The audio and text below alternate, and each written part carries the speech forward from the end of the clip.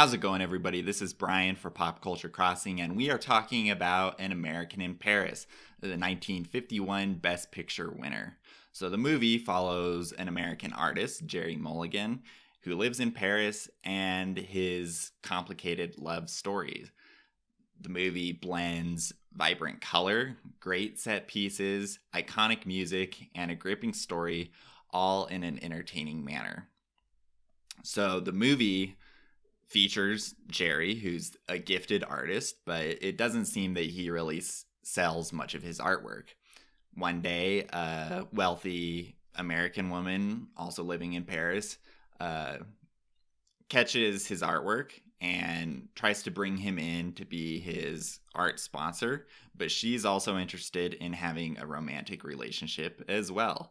Jerry is initially cautious of this and thinks that she's just trying to use her money to muscle her way into the situation. But the two of them decide to go out to a jazz club. And while they are there, Jerry sees another girl and he can't take his eyes off of her for the whole time that they're there, which is pretty rude. Long story short, he ends up falling in love with this other girl, but things are complicated because he has this ongoing strange relationship with the sponsor. Her name is Milo, and this new interest, Lisa. But it turns out Lisa is in a serious relationship with another man and soon becomes his fiancée. So things get very complicated very quickly, but it's all an entertaining story. So the movie's pacing is handled well. The characters are all introduced naturally and nothing feels forced.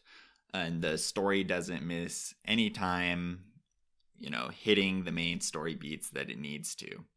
Being a musical, the movie features quite a few great music numbers. For the most part, they are shorter songs, featured more as interstitials throughout the story, and they offer a mix of orchestral, vocal, and dance, and elements that obviously blend all three of those parts for the music.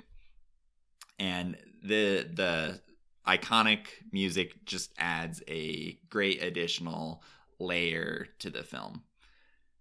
Because it is clearly a musical, it is, obviously light, but the story itself is more dramatic. But that doesn't mean that it takes the tone in a more serious manner. Yes, it does touch on serious issues, but it's more of a comedic drama. There are quite a few, funny and humorous elements throughout. And overall, the movie is a very lighthearted, family-friendly type of film.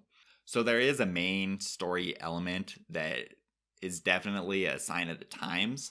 And, the movie was released in 1951, and this reflects that. I'll run you through this briefly to give you a feel for what it was. So when Jerry and Milo go to the jazz club and Jerry sees Lisa, he seriously cannot take his eyes off of her for the duration of the time that they are there. And because of that, he becomes pretty oblivious and rude in the way that he treats Milo. He and Milo join some of Milo's friends at a table, and luckily, or fortuitously, that table happens to be the one that is situated next to the table at which Lisa and her friends are sitting. So Jerry uses that opportunity to seriously drop some eaves, and he's listening in on the conversation. By doing that, he learns what Lisa's name is. Once he figures that out, he seriously goes over to her table, acts like he's an old acquaintance of hers, in an attempt to not garner suspicion from her friends. And he's like, "Oh, Lisa, oh, it's so good seeing you. Oh, we should catch up. Oh, let's dance." And she's just like, who are you? And her friends don't think there's anything wrong because he knows her name and he's acting like he's an old friend of hers as well. So jump forward, there at the dance, on the dance floor. She is pretty much like, who are you? Like, what are you doing? I don't even know you. And he's like, oh, you're so beautiful. She's pretty quick to shut him down. And when he returns her to her table, he asks her for her phone number. And, you know, the friends don't think there's anything suspicious about that because they're under the impression that he's an old friend of hers. So smartly, she gives him a fake number, but her friends correct her and are like, oh, that's not the right number. Here's what it is. And they say it. So Jerry gets her number. That happened to be her work number. So the next day, Jerry calls her. She's quick to shut him down again, but still, that doesn't stop him. I think because it was like her work number, he figures out where it was, the location that she worked, which is a perfume store. So he drops by the store in person and keeps trying to talk to her. She initially still keeps her cold kind of demeanor, like, hey man, you know, I'm not interested, but he makes her laugh, you know, whatever. And she finally admits, oh, you are persistent, but I guess I could go on a date with you. So they arrange to meet at a later time, and then that starts off the story, and then that's how they get to know each other and eventually fall in love. So, just saying, that type of stuff, definitely a sign of the times of the 40s, 50s, and early 60s. That type of interaction was more accepted and, you know, seen as normal then. Today, that just does not fly. You try doing that today and you're going to get hit with a restraining order and you're probably going to get arrested for stalking. And, you know, that's a very serious thing. So don't use this movie as a framework for how you're going to approach, you know, people that you like.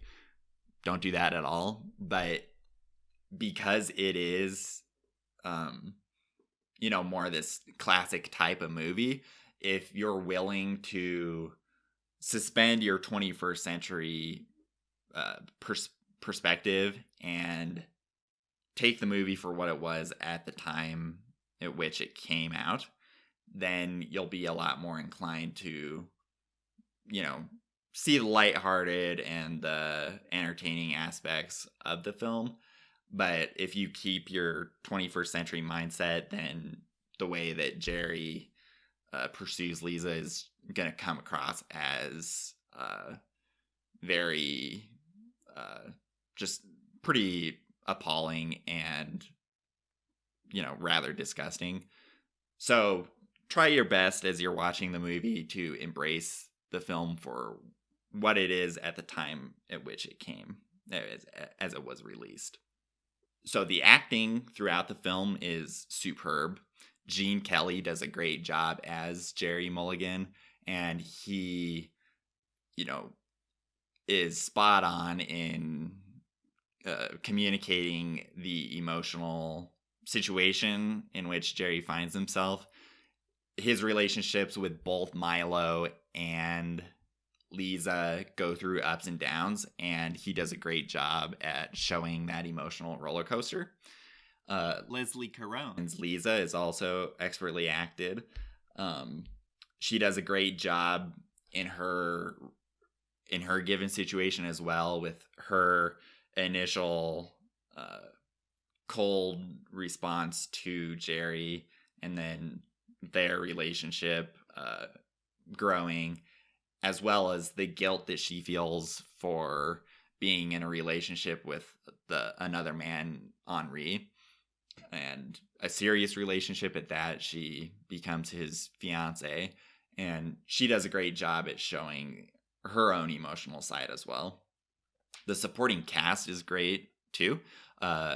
Oscar Levant, Georges Guthrie, I have my notes here, and Nina Folk all do a great job with their characters. Levant's character Adam is a piano player in Paris on a fellowship, and he and Jerry are good friends. And Levant's character just adds this great comedic relief, and he has some pretty humorous parts in the movie, which are great to watch. Guthrie, as the French singer Henri, he was friends with Adam prior, and then he meets Jerry through Adam being the mutual friend, and the three of them all become good friends. But he does a great job as well of, showing the situation from his perspective a little bit.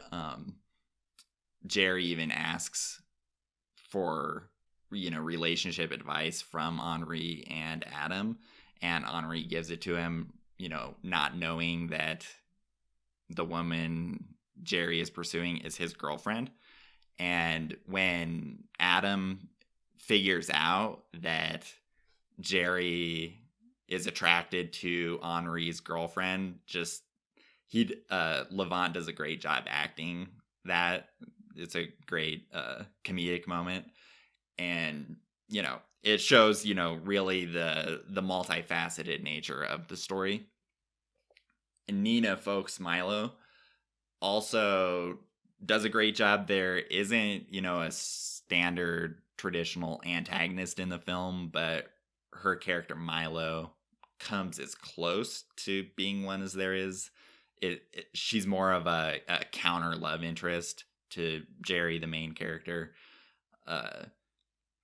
So, you get some interesting perspectives there.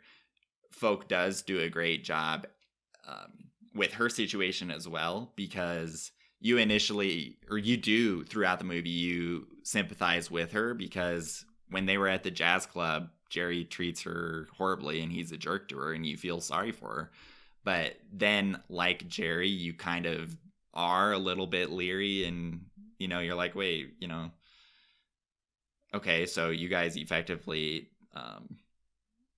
break up, but then that she just intensifies the way in which she acts as his art sponsor. So it's this weird dynamic, but she does a great job at handling that. Like many MGM classic musicals, the music in the movie is just wonderful. All of the elements of the music, the instrumentation, the lyrics, the vocals, and the dance elements are all great. And the movie features several iconic songs, and they are great songs and very catchy, and they'll probably be stuck in your head after seeing the movie.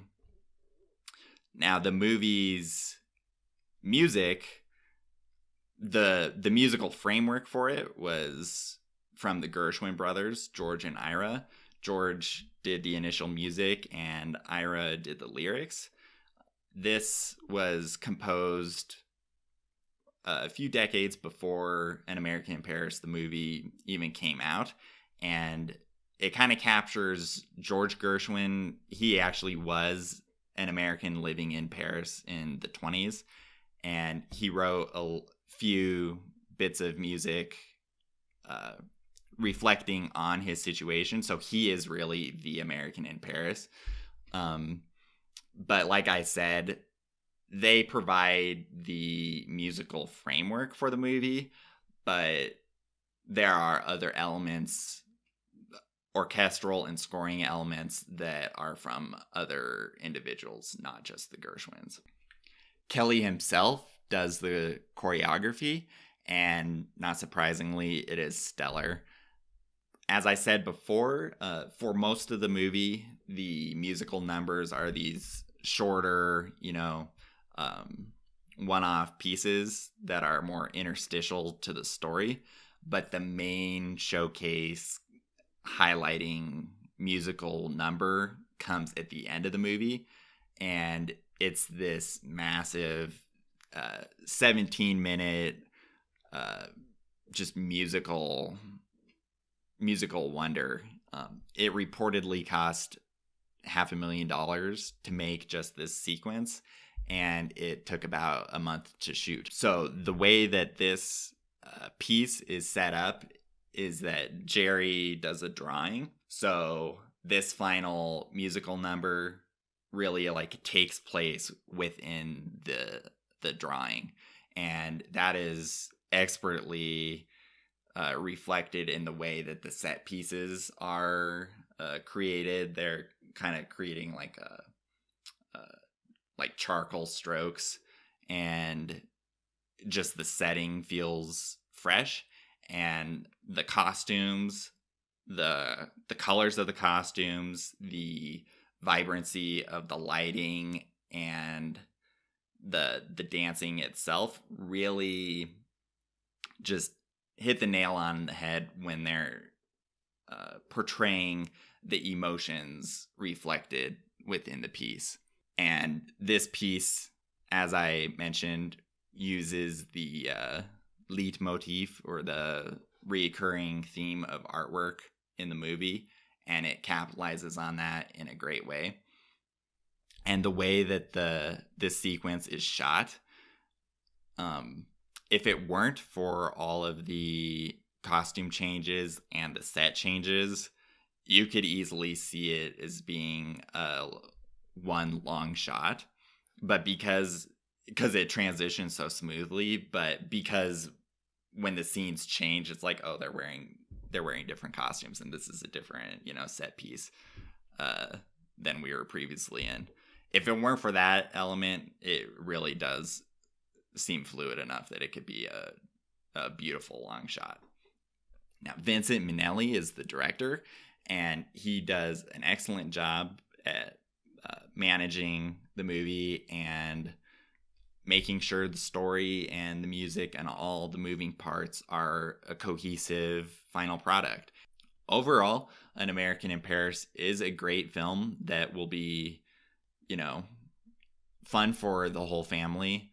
The music elements, the color, the set pieces, and the complex story are all entertaining and should not be missed. Like I said before, if you just embrace the story and, the relationship elements for being what they were at the time, you're going to get a lot more out of the movie than if you go in with a 2016 type of perspective. But overall, it's an unforgettable movie, and it's one of my go-to films that I enjoy watching over and over again. So I hope you enjoy this review of An American in Paris. Have you seen it? If you have, comment below in the comments and let me know what you thought. Also hit me up on Twitter, and we'll keep the conversation going there. And, what are some of your other favorite musicals? Let me know. I want to know. Please check out my more detailed written review at popculturecrossing.com as well. Thanks for watching. Bye.